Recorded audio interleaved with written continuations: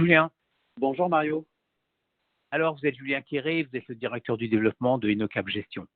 Julien, peut-être pour commencer, un retour rapide sur l'année 2021 pour InnoCap Gestion. Bien sûr. Alors, je dirais qu'il y a eu deux temps forts qui ont marqué cette année 2021. Le premier, nous avons obtenu au mois de juin 2021 la labellisation ISR de nos 4 OPC actions qui sont donc article 8 SFDR. Il s'agit de produits qui promeuvent des caractéristiques environnementales et ou sociales. C'est la concrétisation d'un énorme travail de 24 mois pour arriver à faire labelliser non pas un fonds dans une gamme, mais l'intégralité des fonds actions France et Europe de la gamme Quadrige, ce qui est assez rare quand même pour être souligné. La deuxième très bonne nouvelle sur ce même sujet ISR est arrivée fin septembre avec le prix de la gestion ISR de l'année, remis par Mieux Vivre Votre Argent. Là aussi, rareté, puisque ces prix sont souvent attribués à des grosses sociétés de gestion et très rarement à des boutiques comme InnoCap Gestion. Alors, cette année 2021, elle a été également entrecoupée de confinements à répétition, on le sait tous, et durant cette période compliquée, nous avons fait preuve d'agilité pour saisir les opportunités, à la fois en termes de gestion, mais également au niveau commercial. À ce titre, nous avons pu trouver des fenêtres de tir pour réunir des partenaires sur des formats que nous sommes les seuls à proposer. Des visites de sites d'entreprises cotées, couplées à des échanges avec leurs dirigeants, qui ont une fois encore joué le jeu et ont permis à nos partenaires de découvrir des industries 4.0, telles que l'impression 3D avec la société Prodways, ou plus traditionnelles avec le leader mondial de la fabrication de tonneaux, le groupe TFF. Concernant la gestion, une donnée positive déjà constatée en 2020 lors du premier confinement, les gérants ont pu à nouveau accroître le nombre de sociétés. Ce sont plus de 1000 contacts qui ont été réalisés. Pour vous donner un repère, en 2019, c'était entre 400 et 450 contacts.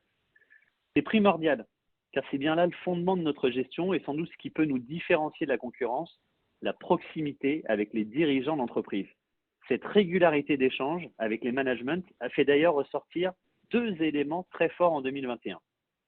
Tout d'abord, l'inflexion de la dynamique très positive tout au long de l'année sur leur carnet de commandes dans des industries très diverses au fur et à mesure que les économies redémarraient. Et dans le même temps, l'inflation qui nous semble beaucoup plus structurelle et significative que ce que le marché anticipait. Cette inflation est liée aux problèmes d'approvisionnement et à la pénurie de certains composants dans de nombreuses filières. Le bilan sur la gestion est quant à lui très bon, avec des performances de qualité sur l'ensemble de notre gamme et principalement sur les 3 fonds Small et Mid Cap.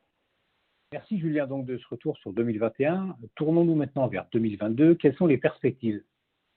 Alors comme je le disais il y a un instant, à partir du moment où nous avons considéré que l'inflation serait 1, plus structurelle et 2, plus forte, nous avons adapté nos portefeuilles en conséquence. Nous avons d'ailleurs sans doute raté quelques points de performance entre septembre et novembre 2021, considérant que certaines valorisations n'étaient pas justifiées. Mais aujourd'hui, nos portefeuilles nous semblent être bien positionnés. Nous considérons que nous entrons dans une nouvelle politique des banques centrales. En effet, depuis la crise de 2008, nous n'avons connu que des baisses de taux et des marchés actions qui ont fortement cru sur la période.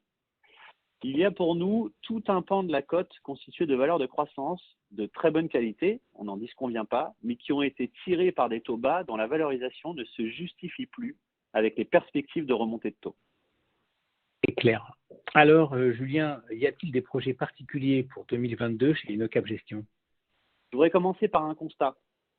Sur 10, 15 et 20 ans, les indices small et mid cap surperforment les large cap. On parle de la France.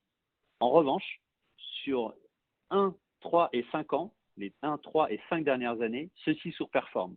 Les petites et moyennes capitalisations n'ont pas encore retrouvé leur niveau d'avant 2018. Nous sommes convaincus qu'avec la normalisation de la situation sanitaire, les perspectives de croissance des sociétés seront encore meilleures. Vision corroborée par le discours des managements. Vous voyez où je veux en venir, Mario. Je pense que la classe d'actifs des small et mid cap n'est pas assez présente dans les allocations. 5 à 10% me semble être une bonne pondération, mais je pense que celle-ci n'est que trop rarement présente, alors même que j'entends beaucoup parler de private equity. Et pour moi, la frontière entre ces deux segments de marché n'est parfois pas si éloignée. Lorsque nous regardons les TRI des small et mid cap à 6 ans et plus, ils sont très proches des TRI du private equity. Pour exemple, dans notre gamme de fonds, nous avons des TRI compris entre 10,5 et 11,5% pour les fonds Quadrige et Quadrige Rendement, qui ont respectivement passé 6 ans au mois de décembre dernier et qui vont bientôt avoir 9 ans pour Quadrich France Small Cap au mois de juillet prochain. Il faut toutefois rappeler que les performances passées ne préjugent pas des performances futures et qu'une espérance de rendement intéressant exige aussi une prise de risque plus importante. Donc, le challenge, pour terminer, sera d'essayer encore plus d'ancrer cette classe d'actifs dans les propositions faites aux clients finaux. On parle ici d'investissement de proximité. C'est PME et ETI régionales, bassins d'emploi, leaders sur des niches d'activité et exportatrices. Les investisseurs souhaitent donner du sens à leur investissement. Je suis convaincu que l'investissement dans l'économie réelle répond à ce besoin. Merci Julien, c'était très intéressant. Nous referons un point sur les petites valeurs, notamment dans le courant d'année à la fin du trimestre, par exemple. À très bientôt Julien, merci, au revoir. Avec plaisir Mario. Merci, très bonne journée.